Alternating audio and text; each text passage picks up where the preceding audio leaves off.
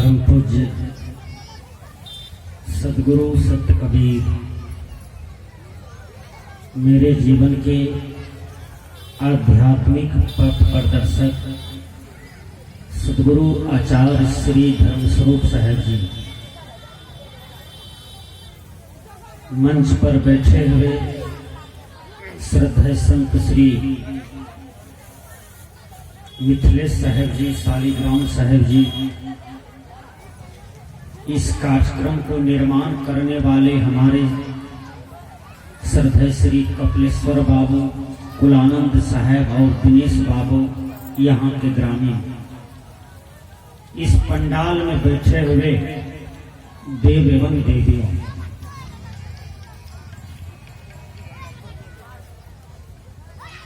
नीतिकार ने कहा है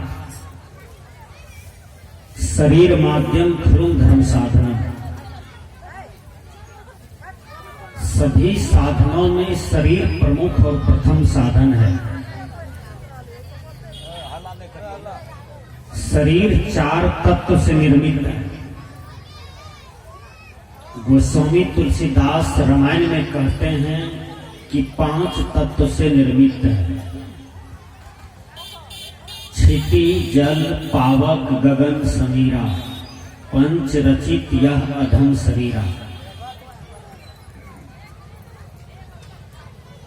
आकाश कोई तत्व नहीं है, जिसको तुलसीदास जी ने पंच में जोड़ दिए हैं।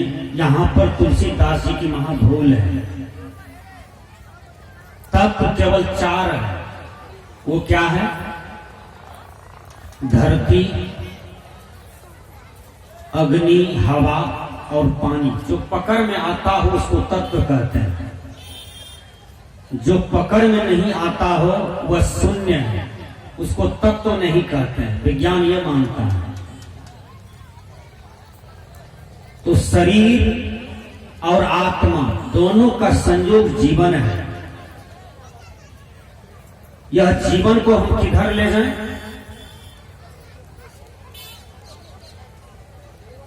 तो शिक्षा और दीक्षा की तरफ ले जाएं।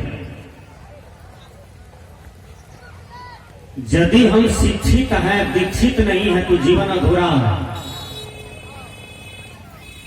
दीक्षा है, शिक्षा नहीं है, तो अधूरा है। संस्कृत के विद्वान कहते हैं मूर्खोस्ति को यस्तु विवेकहीन। कहा मूर्ख कौन? कहा जो विचार और विवेक का हीन हो उसी को मूर्ख कहते हैं। सबसे ज्यादा मूर्ख कौन है? जो शिक्षित होकर के सिगरेट पी रहा है, वह सबसे ज्यादा मूर्ख है। शिक्षित होकर के दारू पी रहा है, शराब पी रहा है, वेश्यागमन कर रहा है, समाज को दूषित कर रहा है, राष्ट्र को दूषित कर रहा है, वो सबसे ज्यादा मूर्ख है। एक लड़का एमए किया था, उस समाज में कोई एमए नहीं किया था तो उसको घमंड था। वो खरे खर लघु शंका करता था। एमए जो किया था वो खरे खर जो लघु शंका कर रहा था, एक आदमी को पैजामा में पड़ गया, वो जा रहा था। वो आदमी कहता है जा रहे हैं तुम्हारे दादा को प्रचारने के लिए। तुम इतने पढ़े लिखे हो, सब दिन पटना दिल्ली रहे हो, खरे खर लघु शंका करते हो, हमरा फुल पेंट में चिट्टा जो पड़ गया। वो लड़का एमए जो किया है वो क्या कहता है? चिट्टा पड़ गया तो जाकर के धो लीजिए, हमको फुर्सत नहीं है। कहा जा रहे हैं तुम्हारे दादा को कहने के लिए। कहा जाइए, देखते हैं दादाजी कितना ताकतवर है, हमको क्या कर लेता है। वो शिक्षित लड़का बोलता है। वो दादा को जो प्रचारने गया था, वो आदमी उसके गेट पर खड़ा था। वो कह रहा था ओ मांगन भाई, ओ मांगन भाई। वो मांगन बेचारा सो करके जगा था दीने में। वो 2 मंजिला पर से खरे खर वो भी लघु शंका कर रहा था। उसी के कपार पर पड़ गया जो प्रचारने गया था। उसके कपार पर जो पानी चूने लगा तो वो कहता है मर भाई पानी किधर से आ रहा है। तो ऊपर देखा तो बूढ़ा खड़े खड़ कर रहा है। तो जिसका दादा नहीं सुधरा उसका पोता नहीं सुधर सकता है, जिसका बाप नहीं सुधरा उसका बेटा नहीं सुधरेगा, जिसकी माँ नहीं सुधरी उसकी बेटी नहीं सुधरेगी। घर सुधरेगा तो बाहर भी सुधरेगा। जब घर का सुधार नहीं है तो बाहर सुधार नहीं होगा। दुनिया के महान दार्शनिक डनलप ने कहा कि आप सुधरो तो युग सुधरेगा, आप बदलो तो युग बदलेगा। यदि आप अपने जीवन का परिवर्तन नहीं करेंगे तो संसार का परिवर्तन नहीं हो सकता है। आज देखिए इतनी बड़ी सत्संग हो रहा है, यहां से सब आदमी संकल्प लेके जाइए कि हमारे जीवन में जो भी बुराइयां हैं उनका हम त्याग करेंगे तो श्रद्धेय श्री कुलानंद बाबू का भिक्षाटन करके सत्संग करना सफल हो जाएगा। अभी मैं बैठा था, 4 आदमी आकर के हमसे दीक्षा लिया। कहा बाबा इतना बड़ा सत्संग हुआ, इसका फल भी तो होना चाहिए। कहा हमने कहा होना चाहिए। अब कपिलेश्वर बाबू के आंगन में कुछ अधूरा काम था, उसको मैंने पूरा किया, वहीं पर मेरा आसन है। तो आदमी सोच ले तो उस दिन से उसका परिवर्तन होना शुरू हो जाता है। सत्संग कराने का उद्देश्य है कि अपने जीवन का परिवर्तन। सत्संग क्या है? एक परिवर्तन प्रवर्तक स्थल है। भगवान बुद्ध अंगुलीमाल के सामने बहुत ज्यादा सत्संग नहीं किए, मात्र 2 मिनट का सत्संग चला, अंगुलीमाल बदल गया। बुद्ध कहते हैं कि आए अंगुलीमाल तुम क्या करते हो? तो 2 लम्हा बगल में था अंगुलीमाल। कहा कि मैं ठहरो, हमसे आज तक कोई प्रश्न किया है, तुम ठहरो। बुद्ध ने साहस भर के कहा मैं तो ठहर गया, तू कब ठहरेगा? कहे आज तक कोई उस डकैत के आगे में खड़ा नहीं हो सकता है। आज भी कुछ लोग कहते हैं कि फलाना आदमी बहुत गड़बड़ है, उसके सामने में लोग खड़े भी नहीं होते हैं, न तो ठहरते हैं। वैसे था अंगुलीमाल। बुद्ध ने नजर में नजर मिला करके बात किया। अंगुलीमाल को करंट लग गया दिमाग में, आज तक कोई मेरे सामने में हाफ ही नहीं किया था, ये आदमी कौन है जो हमसे बात कर रहा है? फिर कहता है ठहरो। तो बुद्ध कहते हैं मैं तो ठहर गया, तू कब ठहरेगा? तू कब ठहरेगा? यही बात का करंट लग रहा था अंगुलीमाल को कि तू कब ठहरेगा। इसका मतलब क्या होता है? जब सट गया तब कहते हैं अरे ठहरो। कहा मैं ठहर गया, तू कब ठहरेगा? देखिए जो सच है उसके अंदर में किसी भी प्रकार की भय नहीं है, चाहे वो आदमी सतयुग का है कि द्वापर का है कि त्रेता का है कि वो आज का है। सच आदमी को कभी और कहीं डर नहीं है। सच बोलने में उसमें ये खूबी होता है। सत्यवादी परेशान होता है, पराजित नहीं होता है। प्रहलाद को सताया गया, विजय किसका हुआ? सत्य का। ध्रुव को सताया गया, किनका विजय हुआ? ध्रुव का। सीता जब से राम के हाथ पकड़ती है तब से सीता सताई गई, परेशान रही, लेकिन विजय किसका हुआ? सीता का। विचार कीजिए, मीरा भक्ति के मार्ग में उतरती है तब से मीरा परेशान, तब से सताई गई, लेकिन विजय किसका हुआ? मीरा का। बंदी छोड़ कबीर कहा जाता है कि 52 कसनिया का मार खाए बंदी छोड़ कबीर, और विजय किसका हुआ? सदगुरु कबीर का। देखिए मोहम्मद साहब को लोगों ने लाठी से पीटा, ईसा मसीह को लोगों ने बहुत मार मारा, और महात्मा गांधी के कपार पर टोकरी रख देते थे और नल चला देते थे, उसमें पैखाना डाल देते थे। पैखाना चूता था गांधी के गाल की तरफ, और गांधी जी ने बर्दाश्त कर लिया। दुनिया के महान दार्शनिक सही विचार को जनमानस में फैलाने वाले सुकरात को जहर का प्याला दे दिया। सुकरात ने हंसते हंसते स्वीकार कर लिया, पलटू को जिंदे आग में जला दिया, पलटू का विजय हुआ, सुकरात का विजय हुआ।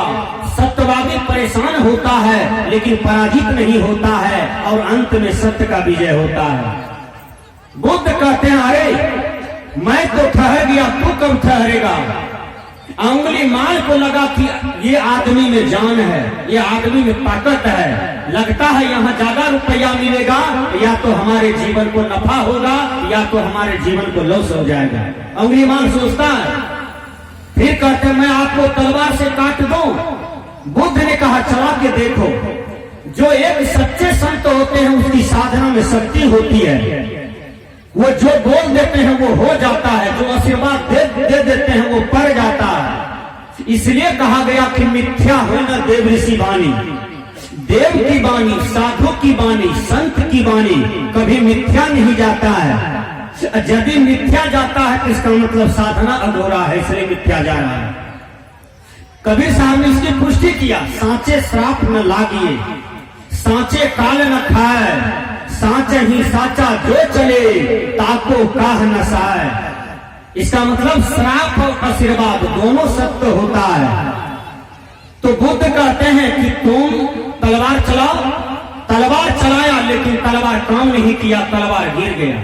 देखिए तलवार जब गिर गया तो अंगुलीमान सोचता है कि तलवार क्यों गिर जाता है, बार बार मैं इसको मारता हूं लेकिन गिर क्यों जाता है। तब क्या होता है, कहा महाराज आप क्या करते हैं? कहा मैं महात्मा हूं। कहा ओ आप बाबा जी हैं? कहा हाँ मैं बाबा जी हूं। अच्छा मेरा तलवार भी नीचे गिर गया। आप ये बताइए कि आप हमको क्यों बोलते हैं बार बार तू कब ठहरेगा, इसका मतलब क्या होता है? कहा मैं तो ठहर गया। पहले यह शब्द का तुम जानो इसका अर्थ क्या होता है। मैं गुरु के ज्ञान में ठहर गया हूं।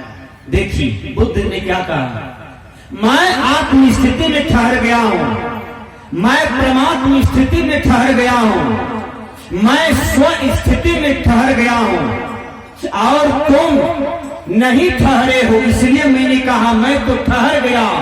तू कब ठहरेगा? तुम ठहरे नहीं हो। तुम कहां ठहरे हो? तो चोरी करते हो, झूठ बोलते हो, नशा खाते हो, बेविचार करते हो, हिंसा करते हो, बलात्कार करते हो, ये सारे घिनौना कर्तव्य कर रहे हो। बुद्ध ने कहा ये नहीं करेंगे तो पेट कैसे भरेगा? तब देखिए भगवान बुद्ध समझाते हैं अरे अंगुलीमान, ये दोनों हाथ मिला है श्रम करने के लिए और विवेक बुद्धि मिला है यह प्रकृति मंडल में उसका सदुपयोग करने के लिए। अरे अंगुलीमान तुम अपने हाथ पैर से कुछ निज श्रम करो, आवश्यक चीजों को उपजाओ और अपने जीवन को कल्याण कर लो, भौतिक साधन का उपार्जन कर लो। कहा बाबा जी वाला बात मत सुनाइए, हमको ये सुनाइए कि आपको मारेंगे, आपके झोला में कितना टका है? कहा मार दो, मारना चाहो तो मार दो। बहुत प्रयास किया नहीं मार पाया। तब बुद्ध कहते हैं अरे जी तुम जो इतना पाप करते हो क्यों करते हो? कहा पत्नी के लिए, पुत्र के लिए, माँ बाप के लिए। कहा जब पाप कर्म का फल निकलेगा तब कौन कौन भोगेगा? कहा आटा चावल दाल सब्जी सब खाता है तो सब न भोगेगा। अंगुलीमान ने कहा कि सब न भोगेगा। का नहीं तुम भूल कर रहे हो अंगुलीमान। जो आदमी कर्म करता है उसी को दृष्टा और भोक्ता होना पड़ता है अपने कर्म का। कबीर साहब ने कहा बीजक में जसरे किया हो तस पाया हो रमैया राम, हमरे दोस्त का देहू हो रमैया राम। इंग्लिश के विद्वान ने कहा आस यू सो यू रीप। इसी को रमणकार ने कहा कर्म प्रधान विश्व रची राखा, जो जस करही सो तस फल चाखा। इसी को और बढ़िया से कहते हैं काहुल कोई सुख दुख दाता, निज कीर्त कर्म फल सुन भोग भराता। ये तो आपके मानस पटल पर चित्रण है, आप जानते हैं। तब कहते हैं आए अंगुलीमान तुम्हारा सबसे प्रिय वस्तु कौन है? कहा हमारी पत्नी है। कहा जाकर के पूछो वह पाप का बंटवारा होगा तो तो पत्नी से पूछने गया अंगुलीमाल। पत्नी के पास जाता है तो पत्नी से पूछता है, मैं जो पाप करता हूँ क्या तुम उसको भोगोगे, बंटवारा होगे?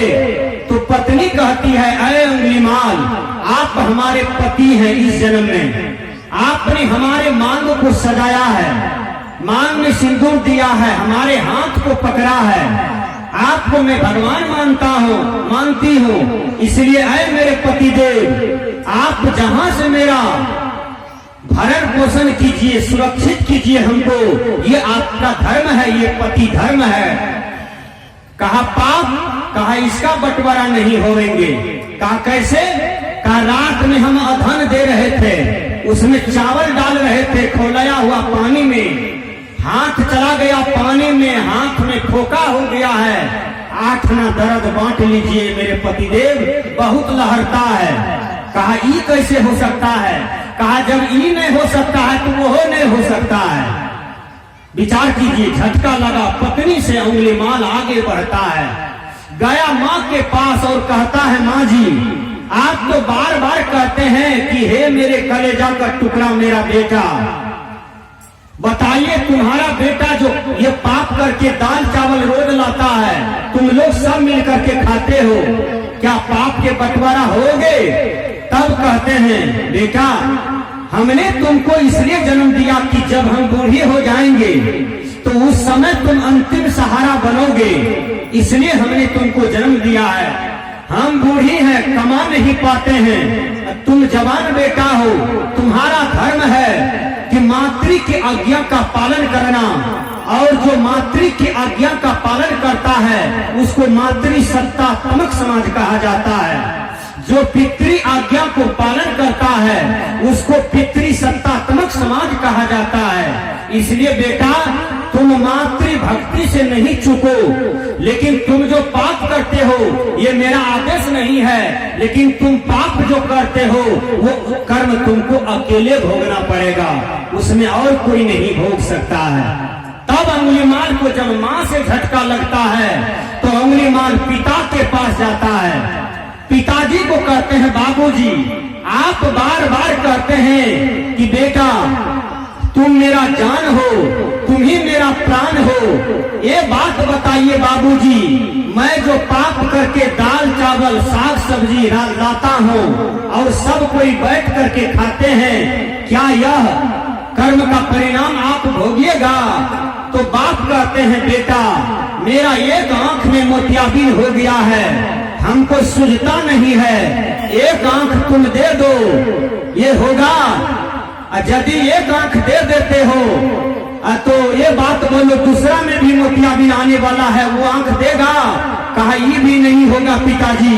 तो कहा बेटा जब वो नहीं हो सकता है तो वो हो नहीं हो सकता है, अपने अपने कर्म का दृष्टा सबको होना पड़ता है। तब उसको जब झटका लगा पिताजी से, तब वह लौटता है बुद्ध के पास। भगवान बुद्ध को गाछ में बांध दिए थे कि कहीं हम उधर जाए, इधर बाबाजी भाग जाए, पूरा रस्सी में बांध दिए थे। दौड़ करके आते हैं, पहले भगवान बुद्ध को खोलते हैं और उसके चरण में गिर पड़ते हैं, कहते हैं, हे महात्मन, पाप कर्म का दृष्टा भोक्ता कोई नहीं बनेगा, आप हमको आप मार्गदर्शन दीजिए। आज तक मेरा जीवन व्यर्थ में चला गया, पानी में चला गया, बह गया, मैंने घोर अन्याय घोर पाप किया, मानवता का हनन किया। हे मेरे जीवन के पथ प्रदर्शक, आप ऐसा करें, मेरे जीवन का निवेड़ करें। जो सच्चा गुरु होता है वो देखिए चेला को कैसे प्रैक्टिकल करवाता है। भगवान बुद्ध खुले और कहते हैं, बेटा एक काम करो। कहा क्या? कहा यदि तुम किसी की हत्या करते हो, जब तुमको प्राण देने की क्षमता नहीं है तो वह हत्या पाप है, वह हत्या घोर पाप है। और कहते हैं, बेटा वो आम का वृक्ष है और उस वृक्ष में से तुम एक ठल्ली तोड़ करके लाया, फिर देखिए असली गुरु का पहचान कैसा होता है। कहते हैं, बेटा यही ठल्ली को जा करके तुम जोड़ दो। जब जोड़ने गया तो वहां जुट नहीं रहा था, वह ठल्ली लेकर के फिर लौटा अंगुलीमाल। कहते हैं अरे भगवान बुद्ध, ये ठल्ली नहीं जुट रहा है।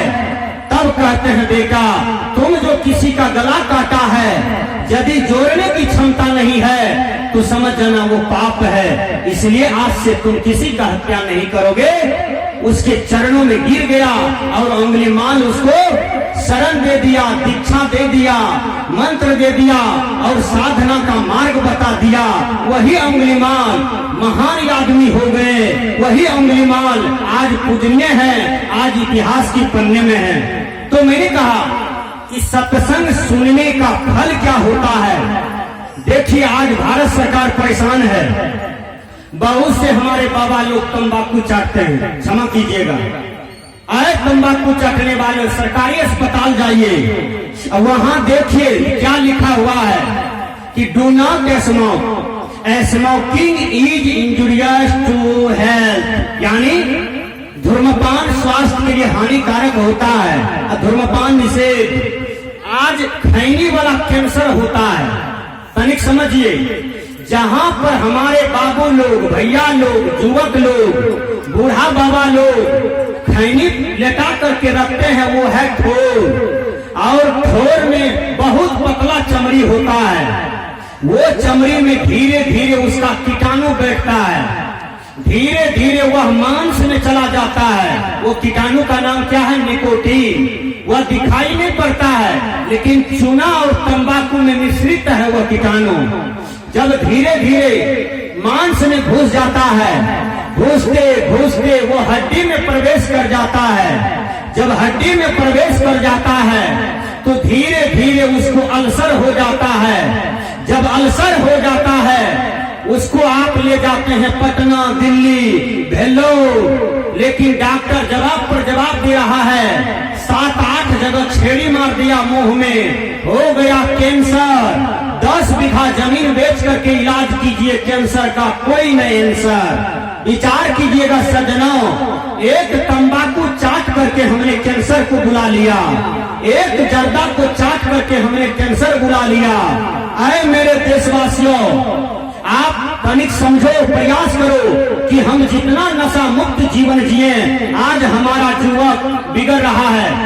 आज से 15 दिन पहले मैं जा रहा था प्रवचन में पत्थरदेवा, ये नेपाल बॉर्डर पड़ता है। सोनापुर जब गए हैं तो 2 युवक शराब पी करके, उसका मुड़ा था नाली में, मुंडा, और दोनों टांग हाथ पैर था बाहर में, मुंडा था नाली में। पुलिस सब घोल्टा पुलटा रहा था। देखिए घोल्टा पुलटा रहा था, इधर से उधर कर दे, उधर से इधर कर दे। टोला टट्टी का लोग, लगता था घोड़ा को नहीं खोदते हैं वैसे खोद रहा था दोनों को। फिर भी कैसा होने कर रहा था, दोनों का मुंह खुला था, भन भन मक्खी कर रहा था, भर कपड़ा पर मक्खी लगा हुआ